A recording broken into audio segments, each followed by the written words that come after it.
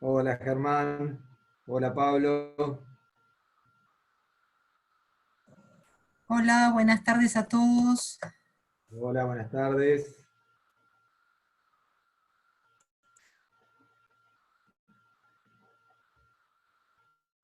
¿Les parece que vayamos empezando?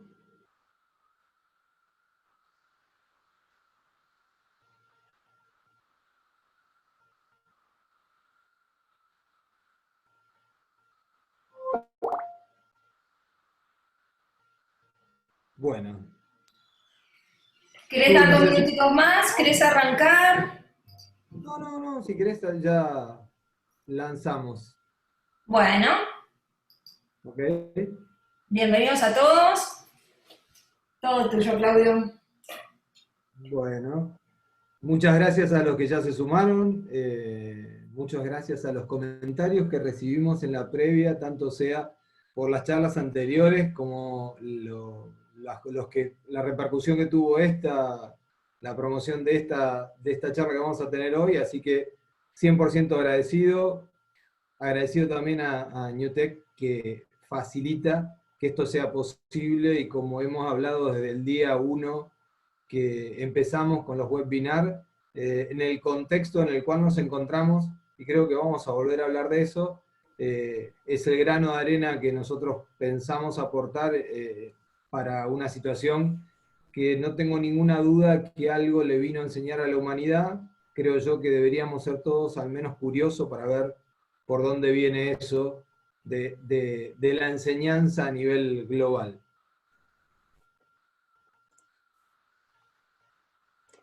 Ahí va. Antes de meterme con estrictamente lo que son las neurociencias, lo que me gustaría compartir con ustedes es algo que en algún momento lo he mencionado durante mi carrera de ingeniería. Tuve dos materias en las cuales, en las únicas dos de toda la carrera que me saqué un 10. La última casi como era de esperar, porque la vocación era fuerte.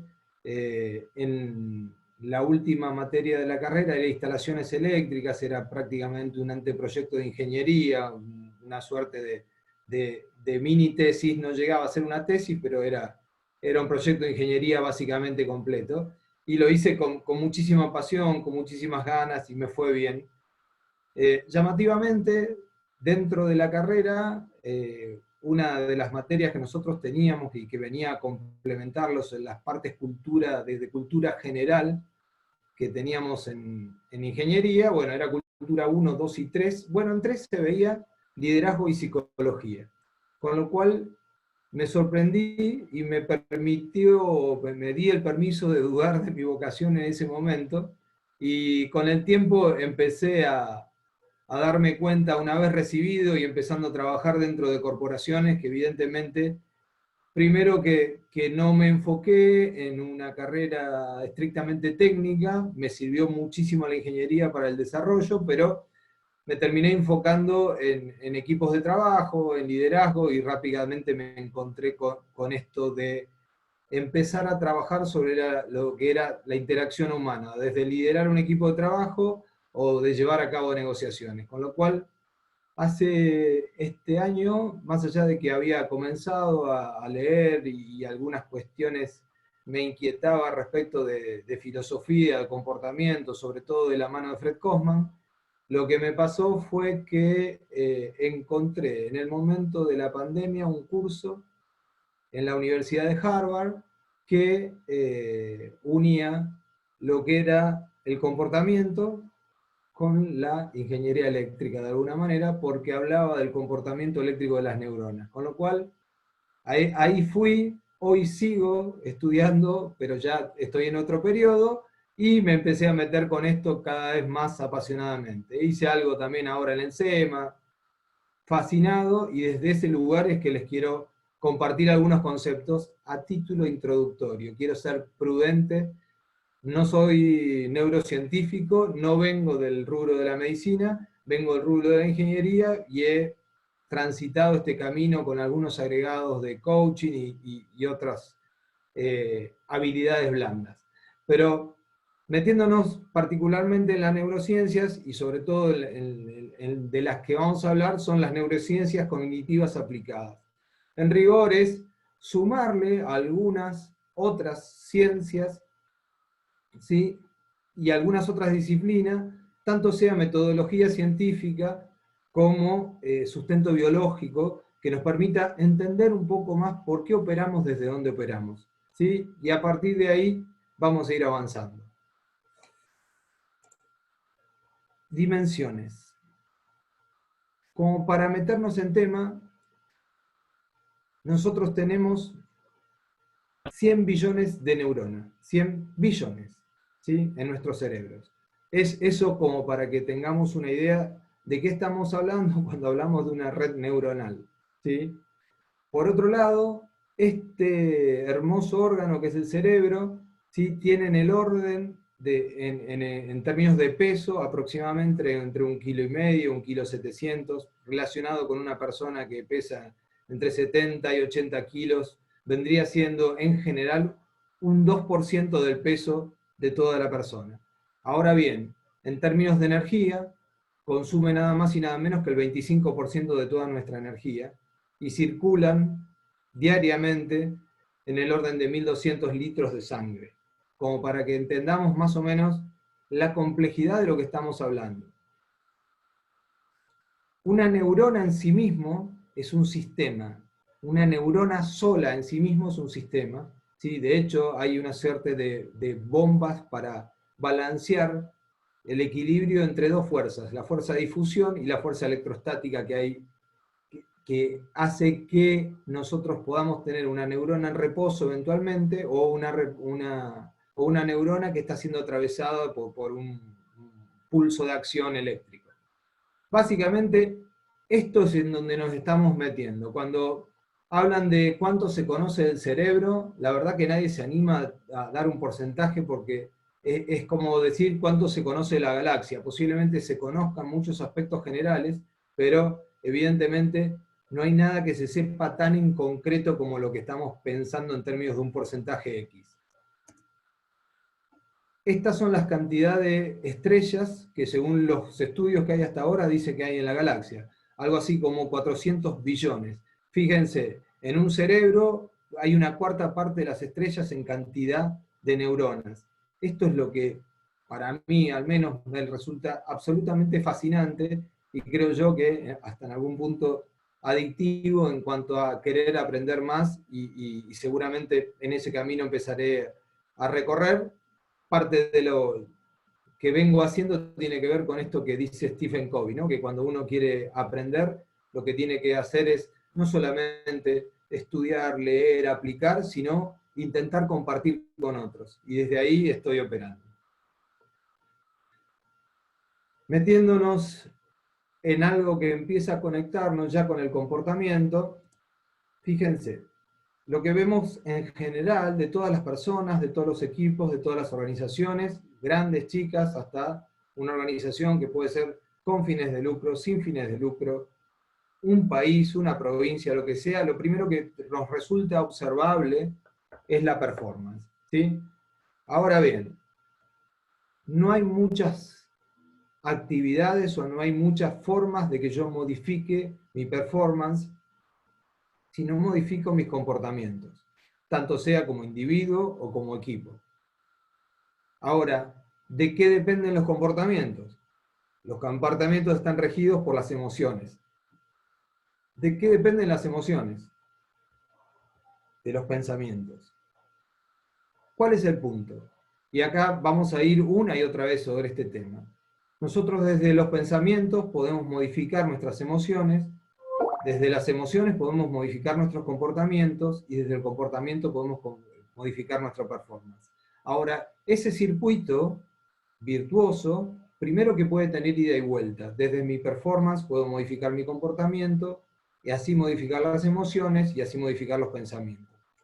Si yo puedo elegir empezar a recorrer un círculo virtuoso, a partir de tener un cambio de pensamiento o de tratar de pensar algo diferente para que me genere otra emoción y eso genere otro comportamiento y así. esto se puede dar en un ciclo cerrado entre dos escalones. Digo, si yo estoy teniendo una emoción negativa, lo más probable es que mi comportamiento no sea acorde a lo que yo tengo como expectativa y posiblemente sea pobre. Ahora, de la misma manera, si yo tengo un comportamiento, por ejemplo, y hay algo que sí nos trae la neurociencia, de esto de que todo tiene que ver con todo, si yo daría esta charla con una postura así, o si me pondría en esa actitud, lo más probable es que termine afectando a mis emociones. Con lo cual, claramente, ¿sí?, desde mi cuerpo afecto a mi cerebro, y lo mismo vamos a ver que lo que une las emociones y pensamientos es lo que llamamos mente. Mente que en otro sentido podría ser, yo puedo hablar del cerebro como si fuera el hardware, y la mente, donde están los pensamientos y las emociones, como si fuera el software. Lo maravilloso que se da, y lo vamos a ver a lo largo de toda la conversación, es cómo estas dos cuestiones interactúan de forma tal de que siempre digo la misma similitud, ¿no? Es como si yo modificara desde la programación un espacio físico de mi hardware, ¿sí? Siguiendo con la metáfora, si tengo de un lado hardware y del otro lado software, a partir de que interpreto estas dos posibilidades de mirar el mismo órgano, pero mirando diferentes perspectivas, lo que puedo entender es que yo puedo modificar mi cerebro, ¿sí?, a partir de cambios actitudinales o cambios de pensamientos. Por otro lado, mi cerebro también se modifica en función de cambios externos, ¿sí? De hecho, reaccionamos en función de los estímulos y tenemos adaptaciones de determinados contextos. Van a escuchar o habrán escuchado a Facundo Manes hablando de que hay un cerebro argentino, pero así yo podría hablar de muchos cerebros que comparten parámetros culturales. ¿Por qué? Porque siendo el cerebro, ¿sí?, un órgano social, no tiene forma de no reaccionar y no de interactuar con el contexto. A su vez, el hardware me puede modificar el software. Cuando yo empiezo, por ejemplo, los procesos de meditación, donde yo a partir de estos ejercicios de respiración, que cada vez son más comunes en Occidente, y según dicen, está cada vez más instalado en Occidente y menos en Oriente, estos ejercicios hacen que yo vaya construyendo conexiones nuevas en mi cerebro entre las diferentes neuronas, y a partir de ahí, obviamente, genere como si fuera lo que antes era una calle, una avenida, y eso me permite pensar con mayor claridad, actuar de una forma diferente a la que venía actuando. Con lo cual, de la misma manera que el software afecta al hardware, del hardware afecta al software. Cuando empezamos a hablar de neurociencia del liderazgo, lo que nos metemos es claramente con una de las claves para ejercer el liderazgo, que es tu capacidad de cambiar, ¿sí? En la medida que nosotros ejercemos esa capacidad, podemos empezar a transformar lo más difícil de transformar, que es a nosotros mismos, y después evolucionar para transformar al resto, a un equipo, a quien querramos inspirar de alguna manera. Y vamos a ver también, vamos a hablar de los estilos de liderazgo. Claramente, Maxwell habla de que liderazgo es influencia, y podría interpretarse de esa manera. Muchos autores empiezan a hablar de inspiración, pero al fin y al cabo es hacer que algo suceda y que no estaba sucediendo, tanto sea con nosotros mismos, como con nuestros equipos, o con la gente que lideramos, o con la gente que compartimos un espacio. ¿Sí? Podemos ser líderes eventualmente, o podemos ser liderados en función de intercambiar experiencia con otras personas. Cuando hablamos de transformación, tenemos que pensar que el cerebro, ¿sí?, está preparado básicamente para dos cosas: para perseguir la recompensa y para huir de la amenaza. Así está cableado, ¿sí? Así es el hardware que podemos empezar a modificar, pero no es un detalle menor este que estamos hablando. Cuando hablamos de modificar el hardware a partir del software, es hay un fenómeno que se llama neuroplasticidad, que es la construcción de nuevas conexiones. No necesariamente es tan sencillo generar lo que se llama la neurogénesis o el nacimiento de nuevas neuronas. Eso claramente está demostrado a partir de estudios con resonadores magnéticos funcionales que es factible, pero lo que sí es mucho más factible y accesible, la modificación de los circuitos neuronales a partir de nuevas conexiones y a partir de modificar justamente pensamientos, hábitos. Vamos a ver qué cosas le hacen bien al cerebro también, como para ver a partir de qué cosas empezamos a modificar. Un dato no menor es que cuando recién hablábamos de neuroplasticidad, antes se pensaba, piensen que hace un siglo atrás se hacían estudios de característica post-mortem, con todo lo que estaba relacionado con el sistema nervioso central, lo cual empezó a cambiar a partir del desarrollo de algunos instrumentos de medida, como los osciloscopios eléctricos que permitían medir señales, pero lo que se empezó a comprender es que la neuroplasticidad es algo que no aplica a un cerebro que se está desarrollando, sino que nosotros podemos desarrollar nuestro cerebro hasta el último de nuestros días. Por eso cada vez se recomienda más que la actividad, tanto sea física como la actividad intelectual, la llevemos hasta el último de nuestros días para mantener sano nuestro cerebro. Y empecemos por eso. ¿Qué cosas le hacen bien al cerebro? Una de las cosas que le hace muy bien al cerebro es un buen descanso. Claramente aparecen muchas cosas, procesos creativos, regeneración, un montón de cuestiones que hacen que el cerebro nuestro esté más saludable en la medida que haya un descanso en un periodo que está comprobado, ¿no? 7, 8 horas, ese es el periodo, no menos, ¿sí? Y si no, estamos sometiendo a un castigo bastante interesante o a un nivel de estrés que vamos a ver también cómo nos afecta. El otro punto es hacer ejercicio físico, ¿sí? Hacer ejercicio físico, por lo pronto, baja los niveles de cortisol en la sangre, ¿sí? Lo digo con perdón de los médicos que puedan estar escuchando, dado que un ingeniero hablando de otras cosas está siempre en duda. Entonces, baja el cortisol en la sangre, lo cual es lo que se llama la glándula prácticamente del estrés, ¿no? El otro punto importantísimo es estar presente. Constantemente estamos rumiando respecto al pasado y especulando respecto al futuro. El ejercicio de meditación básicamente lo que nos trae es eso, estar en el presente, no estar en pensamientos que tienen que ver con lo que va a pasar o con lo que pasó. El otro punto tiene que ver con el foco. Hoy tenemos infinitos estímulos de todos los colores. Los síndromes de déficit de atención que antes se diagnosticaban a chicos, ahora cada vez se diagnostican a grandes. Y no solamente eso. Cuando yo estoy acá y eventualmente, y lo confieso haberlo hecho, soy el primero, ¿sí? ¿Cuántas veces están escuchando una conferencia o están en una reunión y están mandando un WhatsApp? Altamente probable, ¿sí?, que os equivoquen en el WhatsApp o no hayan prestado suficientemente atención a la reunión en la cual estaban presenciando. El otro punto es el ocio, ¿sí? Parece mentira que tenemos que decir, en algún momento los 90 se caracterizaron por era virtuoso quien estaba todo el tiempo a full. Nada más lejos de la realidad en cuanto a la salud física y a la salud mental. Esto sí que es interesante. Al cerebro le hace bien jugar. Jugar, y vamos a volver a hablar sobre este concepto. Jugar en cualquiera de sus formas, con amigos, con nuestros hijos, con nuestros padres, con quien sea, pero jugar. Y el concepto es ese, jugar. Finalmente, si hay algo que, pensando en este órgano como un órgano social, el vínculo humano es fundamental para la salud cerebral.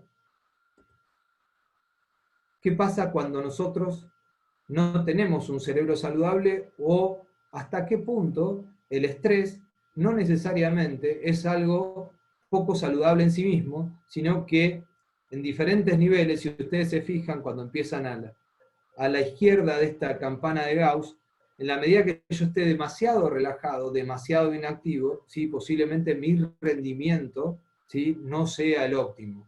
Ahora bien, hay una parte de estrés óptimo que es cuando supero ese umbral, y empiezo a estar, yo creo que la mejor forma de identificar este nivel de estrés es cuando tenemos esa cuestión que nos desafía, al menos nos genera un mínimo temor o una mínima duda, aunque parezca mentira, que si vamos a estar a la altura de las circunstancias o no. Entonces el hecho de dudar y de tener ese mínimo miedo nos lleva a ese nivel de estrés que llegamos como a ese punto óptimo. Ahora bien, si seguimos dándole a la máquina, vamos a estar pasando del otro lado, y entonces viene una parte que está relacionado con estar extenuado en principio, pero después ya pensamos con algunas patologías un poco más severas, ¿no? Los ataques de pánico, la ansiedad crónica, el insomnio, la depresión, todo ese tipo de cuestiones que nos terminan afectando y mucho. Esto sí que es interesante. Lo que están viendo acá es una misma neurona, pero desde dos prismas diferentes. Una neurona de un lado está sin estrés y del otro lado está con estrés. Si ustedes se fijan, una parece así como achicharrada prácticamente, y lo que se llama la glándula las células de glía, que son prácticamente el depósito de energía de las neuronas, en el lado que está con estrés está como acumulando energía, pero en realidad no se la está entregando a la neurona en forma normal. Y por otro lado, si ustedes se fijan en esto que se llama axón de la neurona, ¿sí? Esto que está alrededor del axón se llama mielina. Cuando esto prácticamente se destruye, los impulsos eléctricos, la corriente eléctrica se interrumpe, no puede circular, con lo cual, cuando hablamos de esta metáfora bastante argenta de decir no le llega el agua al tanque, yo diría, no le llega electricidad, no le llegan señales eléctricas. Así se ve una neurona con estrés, y así es que empezamos con olvidos crónicos o con cosas que empezamos a dudar claramente. Empecemos a meternos con el órgano propiamente dicho, vamos a ir y venir del órgano a las prácticas de liderazgo. Esto que ven ahí como iluminado es lo que se llama la corteza prefrontal, ¿sí? Y se lo suele llamar como el CEO de la organización cerebro. Este CEO, ¿sí? Tiene una secretario o secretaria, ¿sí? Llamada la corteza cingulada anterior, que en realidad es lo que conecta al CEO y que supervisa las idas y vueltas a la oficina del CEO, como para simplificar y para seguir con la metáfora. Hay algunas cuestiones que operan dentro de lo que le toca al CEO del cerebro, y básicamente son funciones ejecutivas que vamos a ver en detalle, pero está relacionado con planificar, definir objetivos, ¿sí? Y ejecutar algunas de las tareas, como así también la memoria de corto plazo. Algunas cuestiones que hemos escuchado en más de una oportunidad, ¿no? Y es claramente un mito. Nosotros decimos que utilizamos solamente el 10% del cerebro. En rigor, el cerebro es un órgano en red, ¿sí? Y si bien hay partes que están más o menos activas en algún momento, usamos todo el cerebro. El tema es que aparece algo, ¿sí? Que se llama coeficiente de simultaneidad. Y entonces el cerebro solamente usamos el 2% de toda la capacidad en forma simultánea. Eso no quiere decir que no usemos todos los circuitos que hay en el cerebro, sino que no podemos usar más que eso. Y también aparece otra cuestión que es sumamente interesante. Ese tipo de funciones cognitivas o de recursos cognitivos son limitados. Es por eso que cuando se dice que la mayor parte de nuestras decisiones son emocionales, están relacionados porque yo no tengo energía para tomar todas las decisiones que tomo a lo largo del día con un pensamiento absolutamente racional. ¿Sí? Mis recursos cognitivos son limitados, con lo cual suele utilizar otro tipo de recursos, como por ejemplo el mismo que usaba un par nuestro hace 30.000 años cuando veía una sombra y tenía que decidir si se quedaba a pelear con esa sombra, si dejaba pasarla o eventualmente huía, ¿sí? Con esto de que habrán escuchado mucho, pelear o huir, las reacciones propias del cerebro límbico o de la amígdala. Cuando nosotros empezamos a hablar de estas cuestiones, ¿sí? Lo que aparece es esto de hasta qué punto los recursos que tenemos en el cerebro son infinitos. Si nosotros tenemos esa cantidad de recursos infinitos, tomaríamos decisiones estrictamente racionales y analizaríamos todas las posibilidades. Cuando nosotros estamos en el día a día, necesitamos resolver rápidamente. No nos daría la vida para pensar y analizar cada decisión que tomamos. De hecho, sería un extremo paralizante si así fuera. ¿Cuáles son las funciones ejecutivas, ¿sí?, del cerebro? Básicamente, establecer metas, ¿sí?, decir para dónde vamos a ir, planificarlas, ponerlas en un universo de tiempo. Cuando hablamos de un equipo, no solamente ponerle tiempo, sino ponerles responsables, pero organizar esa información básicamente. Después directamente accionar, y en este círculo que todos habremos visto los que venimos de alguna industria, finalmente aparece en ese ciclo también la instancia de control, de verificación, de aprendizaje y de vuelta a empezar. Déjenme chequear horario para ver cómo venimos. Hasta acá, preguntas, comentarios. Pueden escribir en el chat o liberan el micrófono y pueden hacer preguntas. Son 1:30, así que venís bien, Claudio. Bueno. Claudio, te pregunto yo un aspecto. Sí, dale. Cuando nos pasa de que nos tenemos que detener a pensar un poco porque efectivamente se cambia la forma de abordar las situaciones que ya sea en la vida profesional o personal que te presentan. ¿No hay al principio una lentitud, por lo menos aparente, en tratar de no reaccionar como a lo que estamos acostumbrados y tratar de, por ejemplo, si te dicen que lo que tenés reuniones después de hora, etcétera, etcétera, y el ocio, o por lo menos el entretenimiento, vienen a morigerar un poco la tensión con la que vivimos? ¿Cómo superamos esa etapa en la que quedamos ante los demás, si es que sucede, como lentos o más pensativos? Te entiendo. Primero es, fíjense, el mejor ejemplo de una situación estresante que al mismo tiempo teníamos que tomar decisiones es la situación de la pandemia. Tenemos el mejor ejemplo ahí. Es una situación absolutamente inesperada, ¿sí?, que tenemos que tomar decisiones rápido y que definitivamente se debe haber cargado mucha gente en el camino. Digo, con esto a mí no deja de sorprenderme, ¿no? Más allá de, yo no tengo ninguna ideología política declarada, de más está así, me siento independiente, pero ¿se imaginan quién está sentado al momento de tomar decisiones con el nivel de estrés que implica ser responsable de un pueblo, de una provincia o de un país, y al mismo tiempo estar enfrentando algo que implica sumar una cantidad extrema de incertidumbre? Evidentemente hay momentos donde necesariamente tenemos que parar la pelota, y esto, volviendo a tu pregunta, Germán, donde hay que generar ese espacio por nuestra propia salud mental. El tema es que tenemos una tentación tan grande a conformar al resto, y a veces nos aterra la posibilidad de decir, ¿sabes qué? Necesito parar. Ahora, eso hace a nuestra salud mental, y responder siempre a las expectativas de los otros es de corto plazo. No solamente eso, puede resultar muy, pero muy frustrante. Con lo cual, evaluar si alguien está reaccionando lentamente o rápidamente ante determinada circunstancia, evidentemente es mucho más complejo que pensar que vamos a tomar decisiones todos de la misma manera. De hecho, un extremo sería estar en el parálisis por el análisis, y en el otro extremo sería ser un irresponsable absoluto. Seguramente cualquiera de nuestras reacciones automáticas que viven en alguna parte de nuestra memoria que ahora vamos a ver, ¿sí?, nos permite decir rápidamente, o sea, si yo te digo 5 por 3 más 24 menos 82 dividido 7, posiblemente tengas que hacer una cuenta en un papel y tomarte un espacio.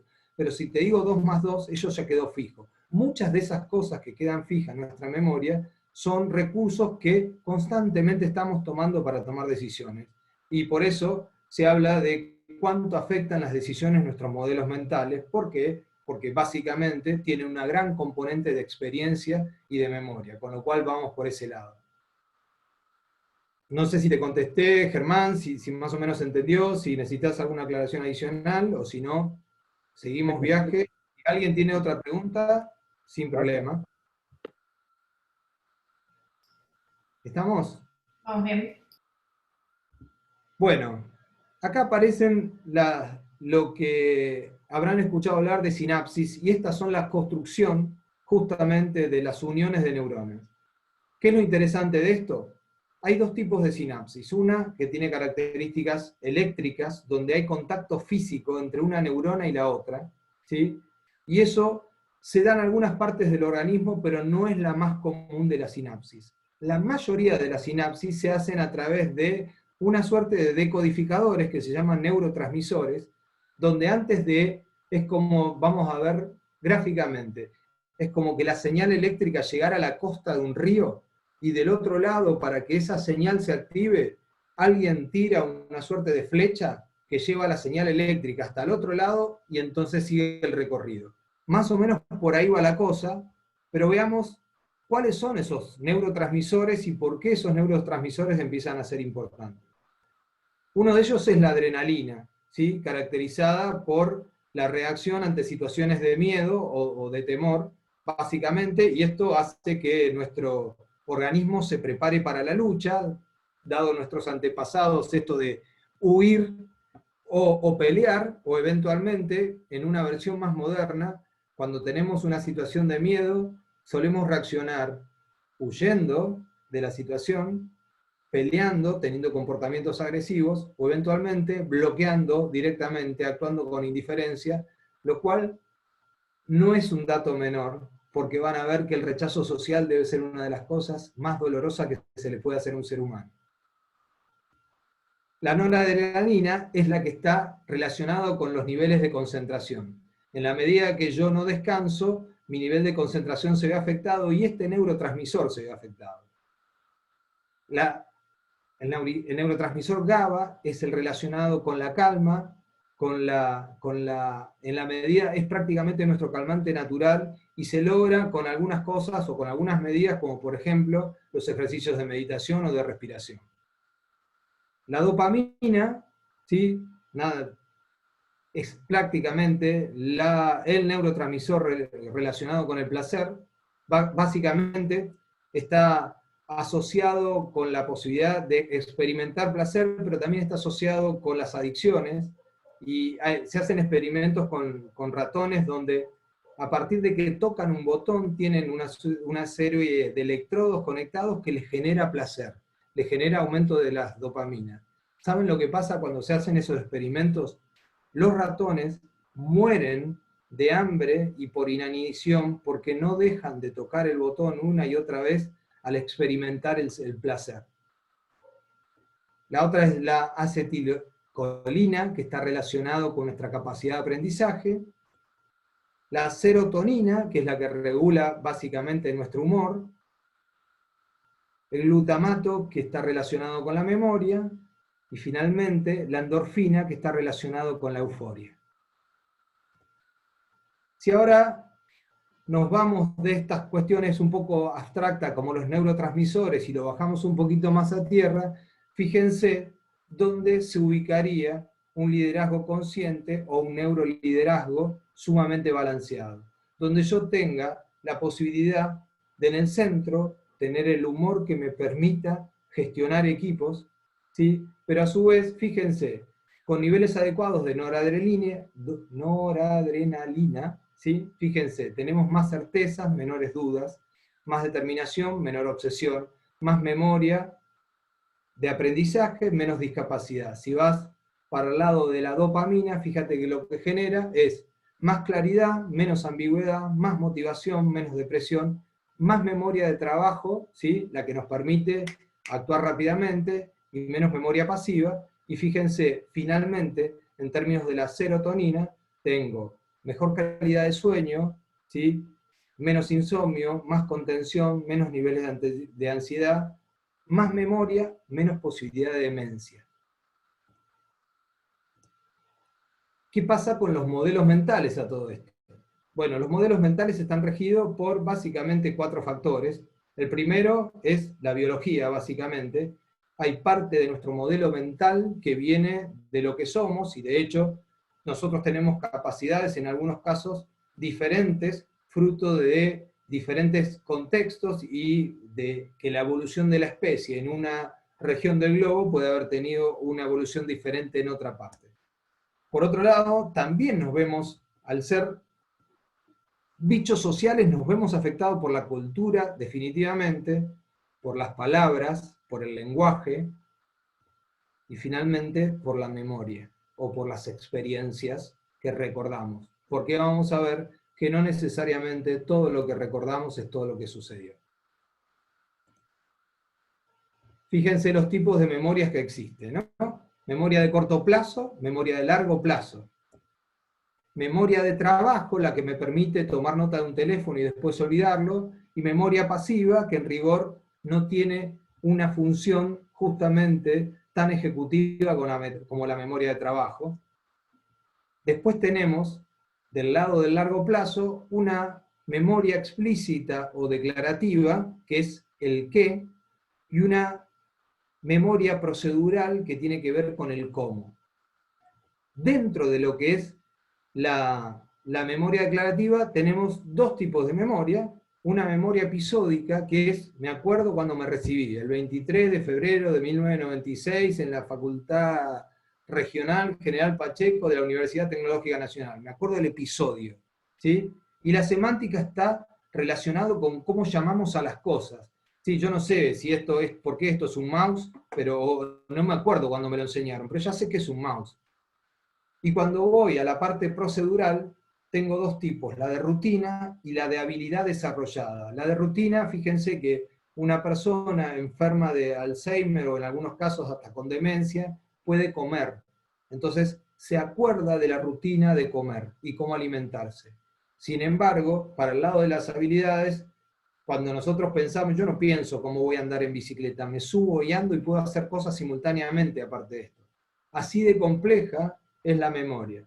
Ahora, todo muy lindo, pero, primero, nuestros modelos mentales se ven afectados por las palabras, ¿sí? Y por el intercambio de esas palabras. Los juicios que nosotros hacemos respecto de los demás y respecto de nosotros mismos, indefectiblemente nos afectan, ¿sí? Y esto de que las palabras se las lleva al viento, la verdad que pareciera ser bastante alejado de la realidad. Las palabras llegan a lastimar. El dolor social tiene el mismo circuito neural que el dolor físico. Volviendo a la memoria. García Márquez dice que la vida no es lo que uno vivió, sino lo que recuerda de cómo la recuerda para contarla. Tengo infinitas reuniones con mis amigos donde contamos infinitas veces las mismas anécdotas, pero ¿saben qué? Nos volvemos creativos y poquito a poquito le vamos agregando picante, como decimos, a nuestras anécdotas, y lo que era A, bueno, ya es A' y puede modificarse un poco más, y todos tenemos prácticamente un consenso social para aceptar que es así, pero también nos contamos el cuento que nos queremos contar, ¿no? Y esta es la parte peligrosa. Nos acordamos muchas veces de la parte de la película que nos gustó y no de la que nos enseñó. Cuando yo empiezo a meterme con conectar el cerebro con el liderazgo, la pregunta es, ¿dónde está la motivación? ¿Dónde vive la motivación? Bueno, en lo que acá se denomina área tegmental ventral, es casi, les diría, el lugar donde se produce la dopamina. Y es administrada por lo que es el núcleo accumbens y transmite esa información a la corteza prefrontal, que era, si se acuerdan, donde estaba el CEO del cerebro. Para nosotros liderar y contemplar no solamente lo que hacemos con nosotros mismos, sino con la gente que nos acompaña en nuestros equipos, evidentemente, entender esta cuestión empieza a ver desde qué lugar nosotros podemos operar. Fíjense, cuando yo pongo a una persona en el contexto de motivación, ¿sí? Fíjense, si yo relaciono en 2 ejes causa y efecto, lo que me voy a encontrar es, si yo tengo una consecuencia interna, causa externa, lo más probable es que yo tenga una motivación extrínseca, ¿sí? Me mueve lo que tengo como incentivo.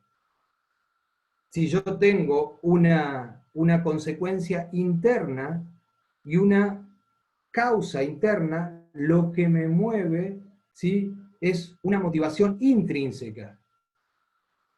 Si ahora bien, lo que tengo son consecuencias externas, pero la motivación también es externa, lo que me voy a encontrar es con una suerte de motivación institucional.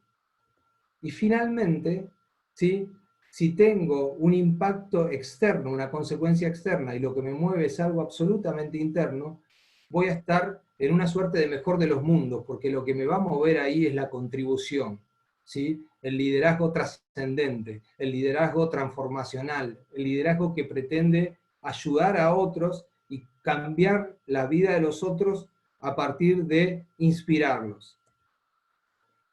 Cuando nosotros pensamos en motivación, existe un modelo llamado sensibilidad de refuerzo de personalidad, ¿sí?, que básicamente habla de SAC y de SIC.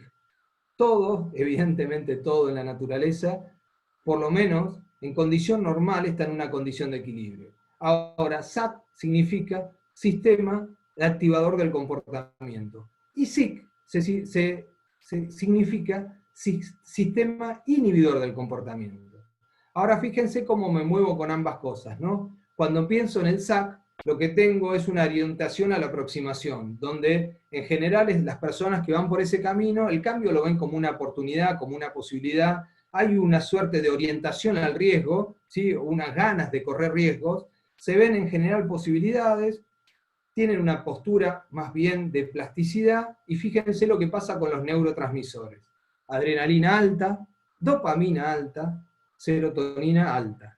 Cuando vamos del otro lado, fíjense que aparece. Primero, esta necesidad de evitar el riesgo, una suerte de adversión, una resistencia regular a los cambios, la preferencia por la estabilidad, una adrenalina muy alta, mucho temor, una dopamina baja, ¿sí?, poco incentivo, y una serotonina baja.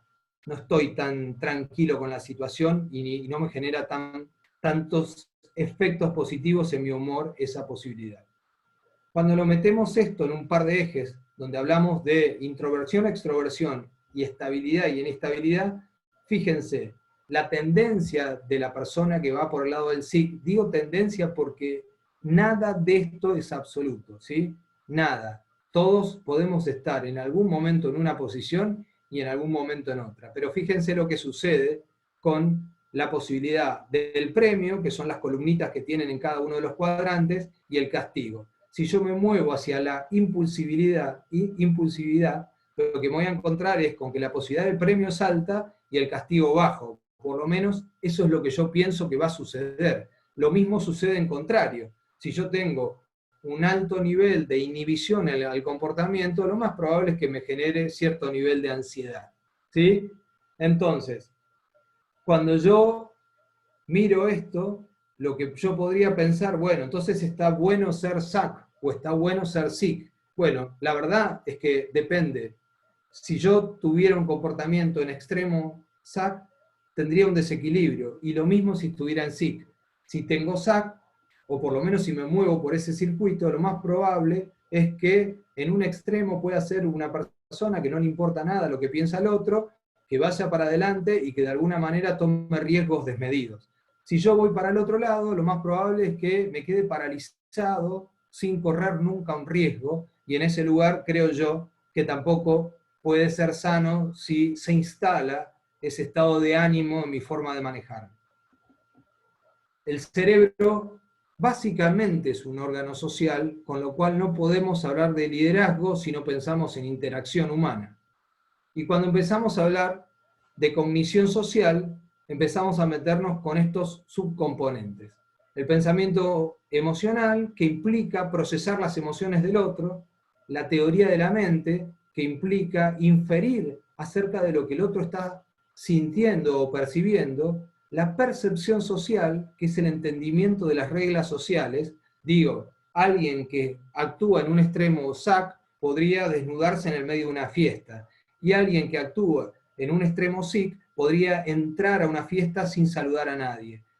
Lo mismo pasa cuando pensamos en otro subcomponente como el sesgo atribucional, donde constantemente puedo estar haciendo especulaciones de causas-consecuencias, en función de la interacción con el otro, ¿sí? Y acá no estoy hablando de preconceptos, sino con la posibilidad de que yo infiera en forma equivocada que algo va a suceder, o muchas veces, esto cuando hablamos de conversaciones difíciles, siempre digo, qué interesante es cuando uno puede separar la intención que uno tiene del impacto que puede generar en el otro. Y entonces ahí aparecen situaciones donde yo pienso que cuando diga algo se va a pudrir todo, y resulta ser que no se pudre nada y se resuelven algunas cosas, de la misma manera que a veces con la mejor intención puedo, ¿sí?, afectar una relación en una forma irreversible. ¿Qué es la empatía?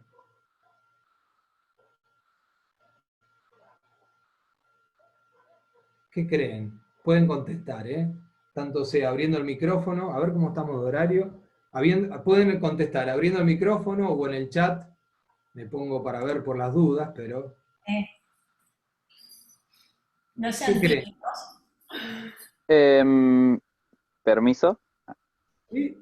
Adelante. Adelante. Bueno, yo creo que la empatía es como la típica frase hecha, ponerse en el lugar del otro, pero es intentar comprender qué tipo de sensaciones o qué tipo de sentimientos tiene la otra persona sin haber pasado antes por una situación similar, ya que una persona, o sea, dos personas no pueden vivir las mismas situaciones ni tener las mismas reacciones, pero es un como sí para tratar de darle como un apoyo o un sostén a la otra persona. Perfecto. Vamos a ver que con alguna sutileza estrictamente semántica, algo de eso tiene que ver, y al mismo tiempo también tiene que ver con lo que menciona Pablo, con lo que menciona Edgardo, esto de ponerse en lugar del otro, es que bastante clásica esa definición, ¿sí? Pero fíjense, pareciera ser que hay algo más que eso, ¿no? Primero, la posibilidad de identificarse con el otro. Esa empieza a decir si es parte de lo que consideramos empatía.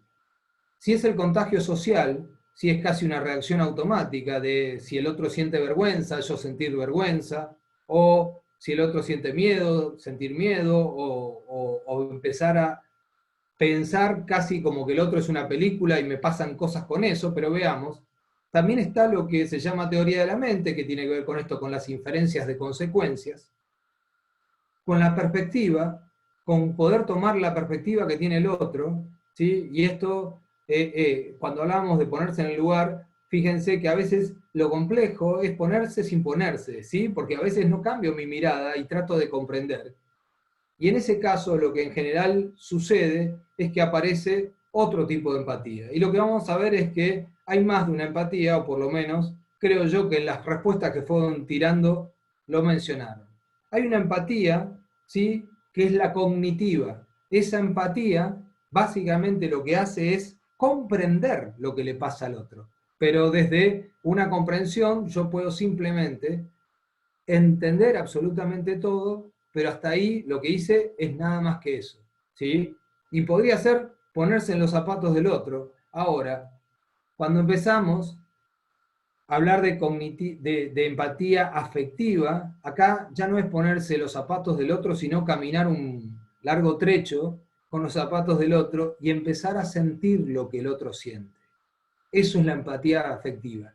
Y aparece un tercer jugador acá, que es la simpatía. Y la simpatía no tiene que ver con la estricta definición de ser agradable a los demás, sino que sería una modalidad de empatía afectiva que ya no se queda con el hecho de sentir lo que siente el otro, sino de acompañarlo a aliviar lo que lo puede estar apesadumbrando al otro, o lo que lo puede estar, a ver, cualquier tipo de emoción. Puedo ir a festejar con el otro y sentir la misma alegría que siente el otro, o puedo acompañarlo en un duelo, por ejemplo.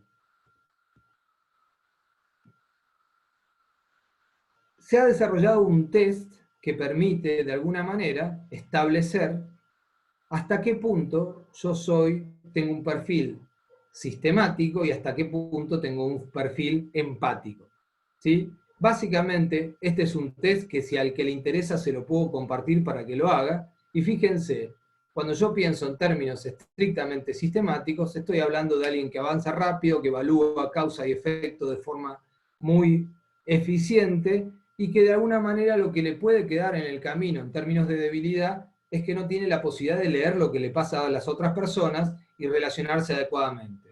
Si yo voy para el lado estrictamente empático, y acá fíjense que todo el tiempo hoy estuvimos hablando de equilibrio. En términos de fortaleza, yo podría ser alguien muy sensible a lo que las otras personas que interactúo me generan, o poder leer exactamente lo que le está pasando emocionalmente, pero al mismo tiempo puedo tener como contrapartida que me cueste mucho tomar decisiones, o eventualmente que cuando encuentro un desacuerdo no me anime a expresar mi posición para influir al otro. Cuando ahora cruzamos esta matriz que acabamos de ver con el SIC y el SAC, fíjense lo que encontramos.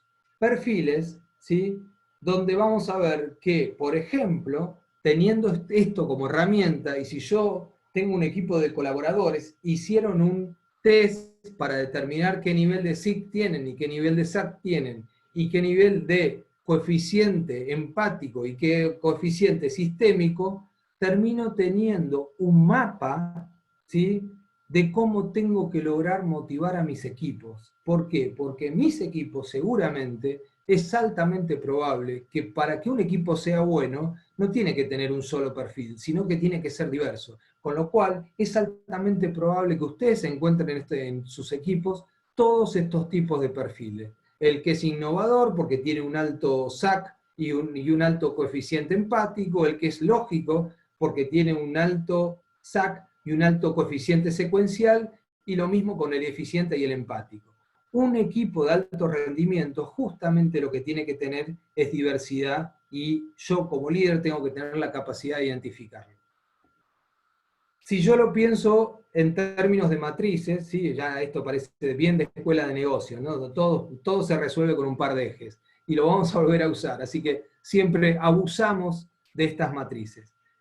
Cuando yo tengo en el eje vertical, ¿sí?, la orientación a las personas, y en el eje horizontal la orientación al resultado, fíjense que si yo me voy a alguno de los dos saltos, por ejemplo, si tengo una alta orientación a las personas, pero baja orientación al resultado, lo más probable es que termine armando un grupo de amigos, pero la verdad es que es difícil que eso prospere. Ahora bien, si yo tengo una alta orientación a los resultados y una baja orientación a las personas, lo más probable es que termine siendo un hacedor de tareas, un líder de características estrictamente transaccionales. ¿Dónde voy a encontrar al constructor de equipo, o al líder inspirador, o al líder transformacional? Y básicamente donde encuentre una alta preocupación por la gente, pero al mismo tiempo una alta preocupación por los resultados. Y cada vez se empieza a hablar más de que no importa solamente los resultados, sino una serie de reconocimientos que van más allá de los resultados, y tiene que ver con reconocer el esfuerzo, con reconocer los intentos, con reconocer los progresos, ¿sí?, y con reconocer la fuerza de voluntad o ese tipo de variables. Siguiendo con los ejes, prometo que este es el último, pero creo yo que en términos de motivación termina siendo prácticamente este gráfico de liderazgo situacional el más completo. Van a ver que en un eje, ¿sí?, tengo las acciones de apoyo, que podría ser lo que yo hago con la gente, y las acciones de dirección, que es lo que hago con los resultados. Pero se agrega abajo, fíjense, el desarrollo del empleado. Entonces, a partir de esto, aparece, fuera de las acciones de apoyo directamente, el famoso líder que deja ser. Ese líder que deja ser prácticamente no está ni comprometido con su equipo, y por más que pareciera ser que rinde cuenta por las tareas, hay mucho de irresponsabilidad en eso.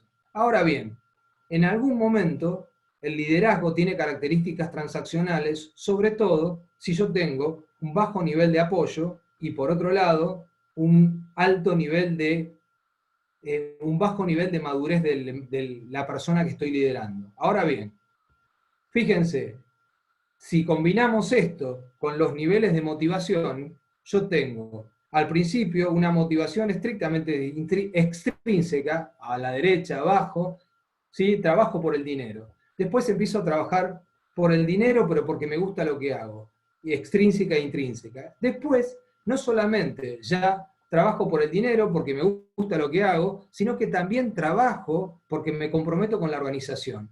Y finalmente, y este es el mejor de los mundos, para el que lidera como para el que se siente liderado, si yo tengo la motivación en un nivel contributivo, quiere decir que ya no solamente logro ganar dinero o logro estar incentivado desde lo material, me gusta lo que hago, tengo un compromiso con la organización o con la causa, pero al mismo tiempo, ¿sí? Ya no dependo de que todas esas cosas estén porque siento que hay algo de trascendencia en la posibilidad de liderar de esa manera. Ahora bien, ¿qué hace el líder en cada uno de esos estadios? Primero dirige, ¿sí? Después, cuando necesita, va madurando la persona. Fíjense que lo que aparece es la posibilidad de coachear al liderado. Después, simplemente ya lo tengo que apoyar y después empiezan ya tareas de delegación. Fíjense cómo cierra el circuito. Delegación, que primero empieza con empowerment, ¿sí? Empiezo a darle cosas y dejarlo que haga, y después ya vamos a un lugar donde prácticamente esa persona posiblemente ya está en la alta gerencia o con un alto nivel de responsabilidad de sí mismo. Digo esto porque esto aplica para el liderazgo de alguien que está dentro de una organización o para el liderazgo hasta personal. Este es el recorrido que hace un liderazgo situacional. El cerebro es definitivamente vago, ¿sí? Si puede no hacer nada, se quedaría sin hacer nada. Es nuestro trabajo, a partir de la mente, empezar a generar la salida de la famosa zona de confort, no ahora nosotros, sino de nuestro cerebro. Algunos hallazgos que llevó la neurociencia. Al cerebro le importan dos cosas, peligrosamente dos cosas. Una, sobrevivir, y por eso se iba ante la sombra del oso, y lo otro que le importa es tener la razón. ¿Por qué tener la razón? Porque si no tiene la razón, siente que su identidad está en riesgo, con lo cual se siente amenazado. Y si ustedes se acuerdan, ¿qué hace el cerebro? Huye de las amenazas. Ahora bien, la pregunta es, ¿qué es más importante para el cerebro? ¿Ser feliz o tener la razón? Si a nosotros nos harían una encuesta, lo más probable es que el 99% de nosotros diría ser feliz. Sin embargo, muchas relaciones se rompen porque hay gente que prefiere tener la razón. Cuando yo era chico, le pedía permiso a mi mamá para hacer alguna cosa, ¿no? Entonces, por ejemplo, sobre todo en los hitos de nuestras vidas, la primera vez que fuimos al cine solos, o la primera vez que nos dejaban ir más allá de las 2 cuadras a andar en bicicleta, y ese tipo de cosas, yo me acuerdo que uno de mis argumentos de negociación con mis viejos era decirle, mira papá, lo van a hacer todos, ¿por qué no me dejás si todos van a ir? Van a ir todos mis amigos. Entonces, la respuesta clásica de mis viejos eran, ajá, y si tus amigos saltan de un precipicio, ¿vos te tirás con ellos? Dado el nivel de importancia que tiene lo social en el cerebro, probablemente, si nos dieran a elegir en algunas instancias de nuestra adolescencia, donde todo no está tan maduro, nuestra importancia de pertenecer es más importante que la verdad misma.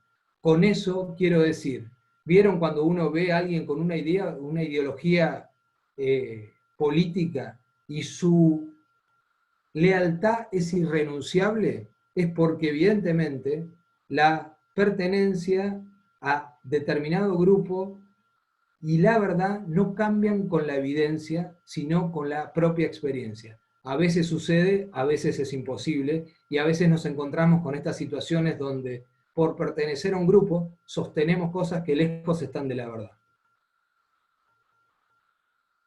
Lo que le voy a contar, y ya estamos llegando al final, es algo que le escuché a Stanislao Brañán, que es un biólogo que habla bastante de neurociencia, y dice que en Estados Unidos hicieron un estudio donde identificaron a gente que tenía alto nivel de felicidad por hacer lo que le gustaba, ¿sí? Que se sentían personas muy realizadas y que estaban promediando los 45 años. Bueno, estas investigaciones que prometo tener referencia en una próxima oportunidad, porque si hay algo que odio es cuando no se dan referencias, pero bueno, confío en quien lo contó.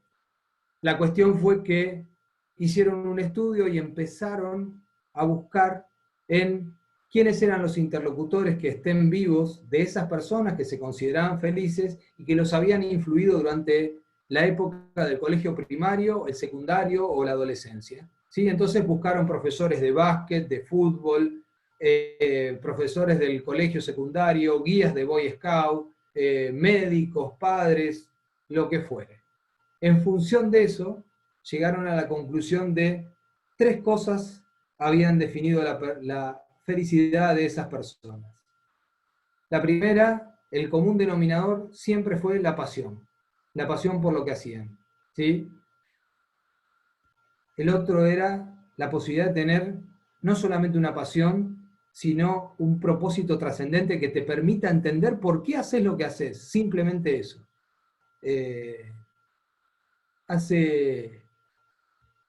Creo que fue ayer, estaba hablando con un amigo que creo que está en línea, que es Pablo, ¿sí?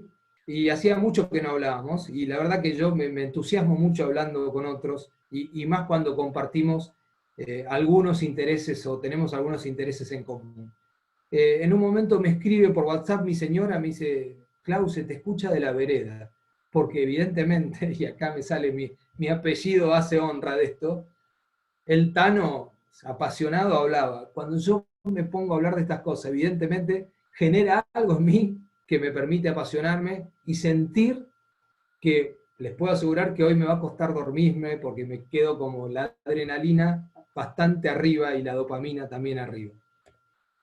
El último de los factores, el primero era la pasión, el segundo era el propósito, y la tercera en inglés era otra P, que era jugar, por eso les dije que íbamos a volver a hablar de esto. Si hay algo que puede hacer que nos sintamos abstraídos y que justamente por un instante tengamos la sensación de felicidad, tiene que ver con el juego. Por último, el verbo más importante de todos, ¿sí? No tiene demasiado asidero científico. No es tener, no es hacer, no es ser. Es creer. A partir de creer, piensen que la actitud se compone de fe y pasión en primera instancia, y después a eso le podemos sumar esfuerzo y disciplina. Así que hasta acá llegamos y abrimos un espacio de preguntas. Desde ya empiezo a agradecer, pero ahora, si les parece, dejo de compartir y abrimos el espacio para preguntas y respuestas.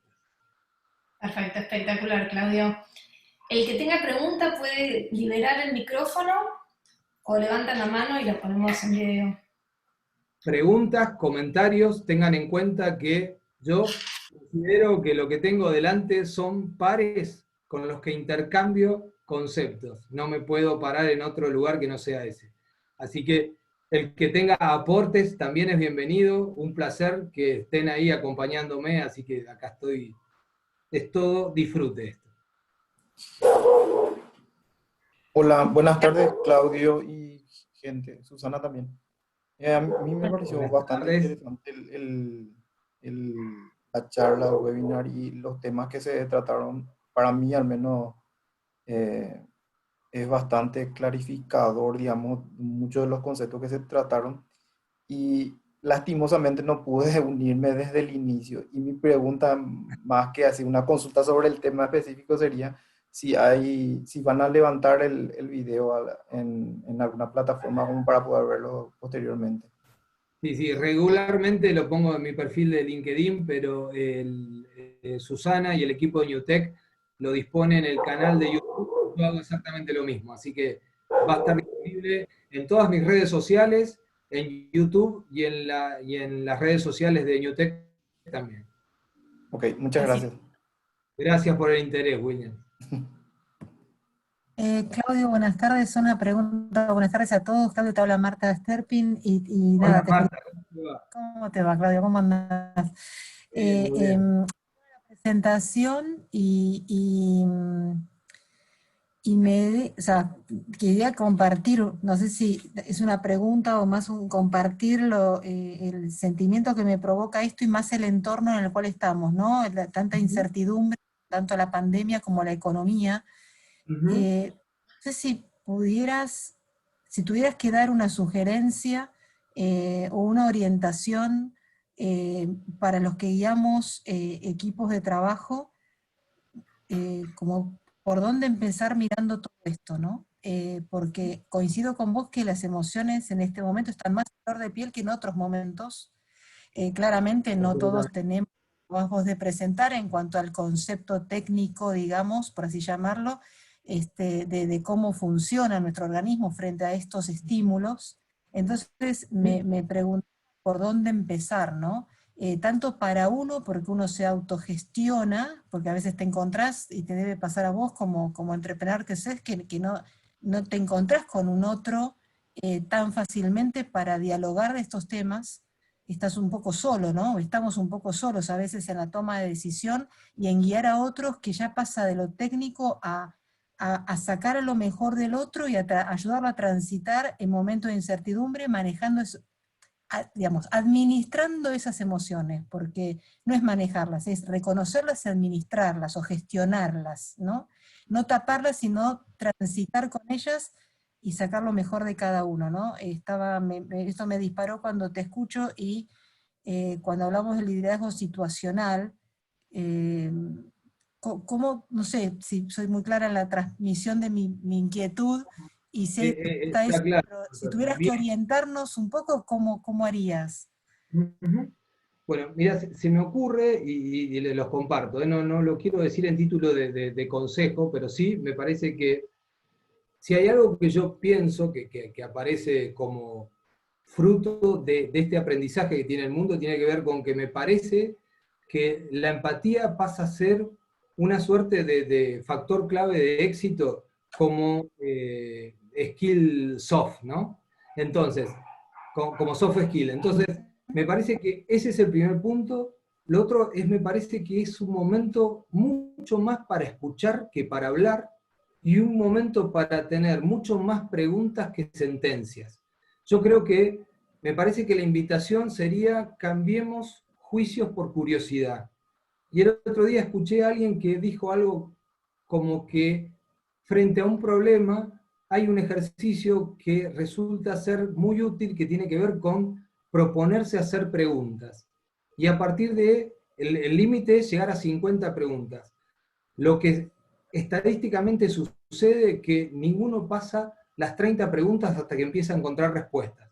Pero lo que se proponen es hacer preguntas. Entonces, digo, volviendo a tu pregunta, Marta, yo me parece que, al menos por donde me parece que se puede ir, es por la posibilidad de preguntar una y mil veces cómo está el equipo, cómo te sentís, y si antes tenía un porcentaje X dedicado a eso, evidentemente es un momento para aumentarlo, porque termina siendo un factor clave de éxito. Y nosotros tenemos una tentación muy grande a pensar, ¿sí?, que esos espacios son espacios inútiles o estamos perdiendo el tiempo, y evidentemente eso nos llevaría a un liderazgo estrictamente transaccional. Así que me parece que la parte de inspiración tiene que ver con estar primero bien nosotros, y cuando hablo de preguntas y curiosidades, Marta, yo pensaba no solamente a nuestros colaboradores, sino para con nosotros mismos.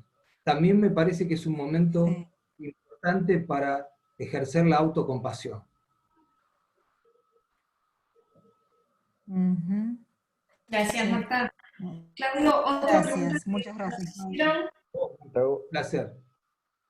otra pregunta que nos hicieron es, ¿por qué es importante considerar la motivación al momento de liderar?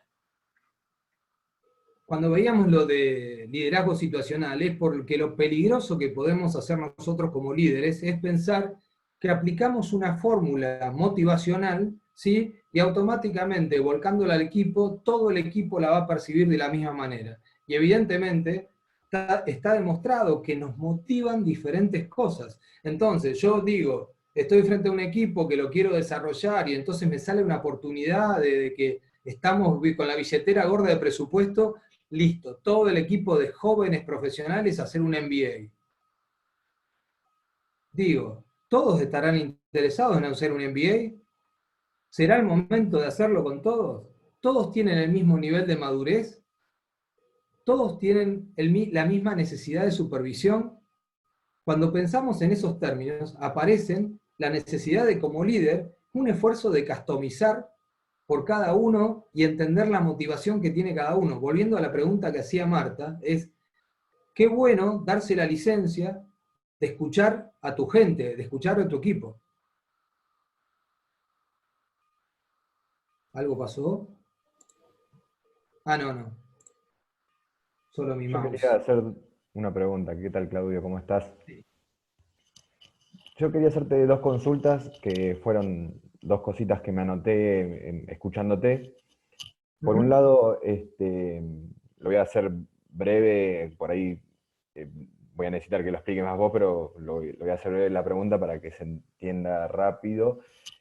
Cuando hablas del tema del SAC y el SIC, me quedé pensando más que nada que vos hablabas como que uno no está en sí o sí en uno o en el otro y podía estar también en las dos instancias.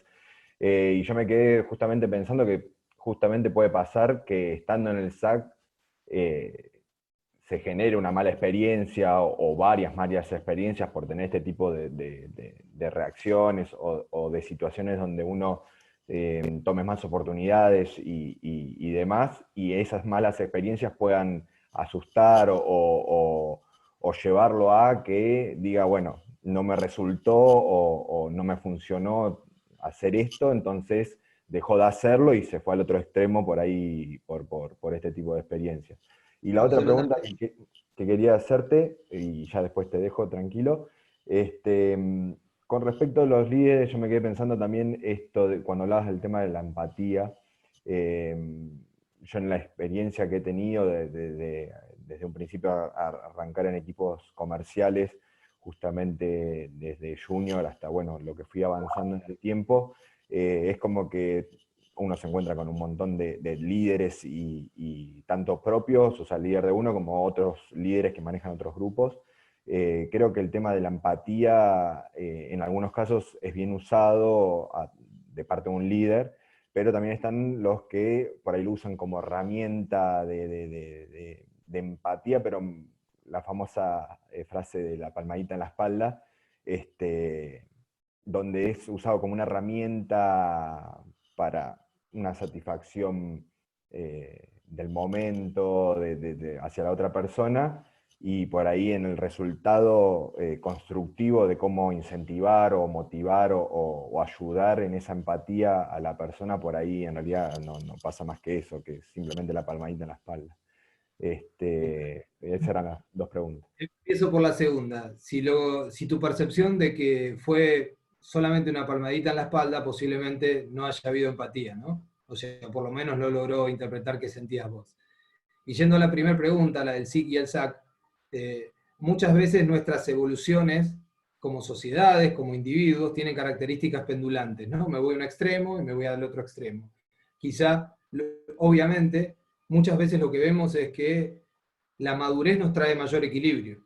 Y mayor equilibrio quiere decir ni me aterrorizo y me paralizo, ¿sí?, por una experiencia previa, ni tampoco salgo a hacer cualquier cosa de repente donde tu salida de la zona de confort termine siendo algo descontrolado y me lleve a un lugar, de un terreno donde directamente lo que pongo en riesgo a veces es la propia integridad física, ¿sí?, y emocional. Entonces, yo no tengo ninguna duda de que podemos aprender de nuestras propias experiencias, y no solamente eso. En las experiencias quizás más fuertes y a veces hasta más dolorosas es donde aparecen las mayores fuentes de aprendizaje, ¿no? O sea, no se trata de ir buscando hechos dolorosos para aprender, pero sí me parece que, dada la circunstancia, y esto tiene que ver con lo que más de una vez he hablado, que lo que importante no es lo que pasa, sino lo que hacemos con lo que pasa, bueno, podría ser, este es el input que tengo. Entonces, cuando hoy hablábamos de cambiar el juicio por la curiosidad, decir, bueno, mira, esto pasó, ok, en vez de salir a juzgar a mí mismo y a otros, capaz que lo que vale la pena es analizar y hacerse algunas preguntas para ver si hay algún aprendizaje detrás de eso. Muchas gracias. Acá tenemos otra pregunta que dice, ¿cómo motivar siendo exigente a aquel que no lo es por sí mismo sin desmoralizarlo y desmotivarlo? Te pregunta Federico. Está buena la pregunta, está muy buena.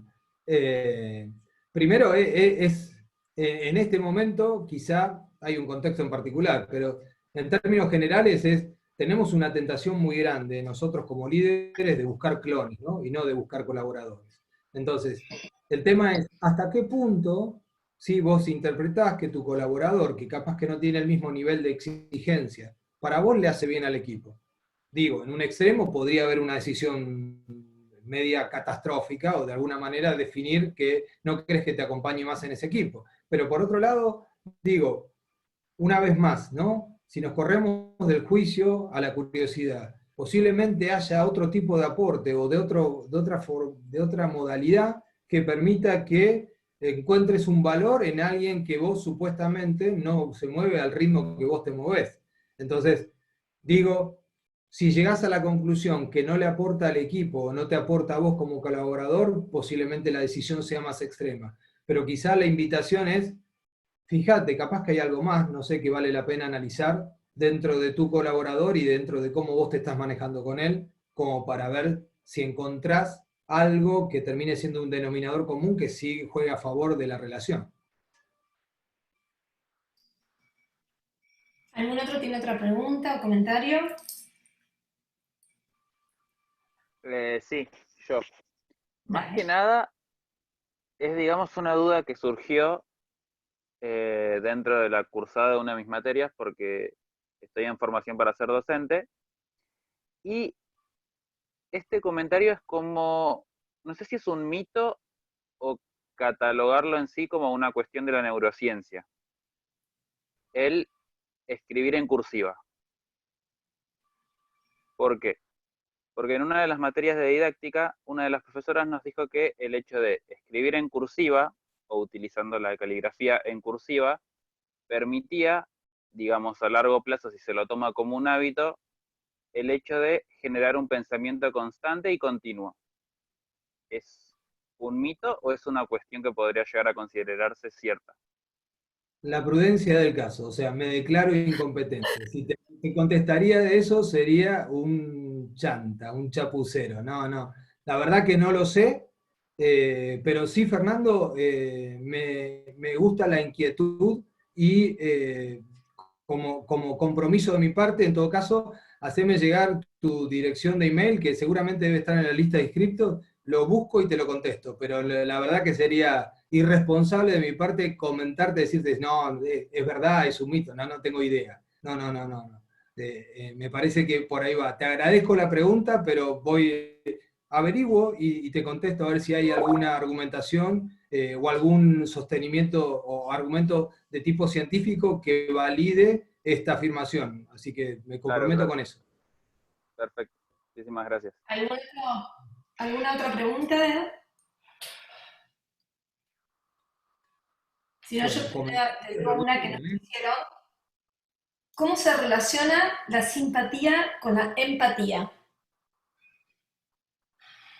La simpatía es un paso adelante de la empatía, ¿no? La empatía es primero lograr sentir lo que siente el otro. Prácticamente me duele tanto a mí como al otro, si estamos hablando de un momento de pesadumbre, o me alegra tanto a mí como al otro. Ahora, lo que sigue a la empatía de sentir es el acompañamiento, el compromiso, tanto sea en el dolor como en la alegría, ¿no? O sea, la posibilidad de acompañarlo en ayudarlo a aliviar el dolor o ayudarlo a celebrar. Nos vamos todos a una fiesta a partir del logro que tuviste. Pero la simpatía es un paso más, ¿no? O sea, es avanzar desde la empatía afectiva a comprometerme, ya no con lo que siente, sino con acompañarlo en el proceso. Gracias, Claudio. No sé si alguno tiene alguna otra pregunta.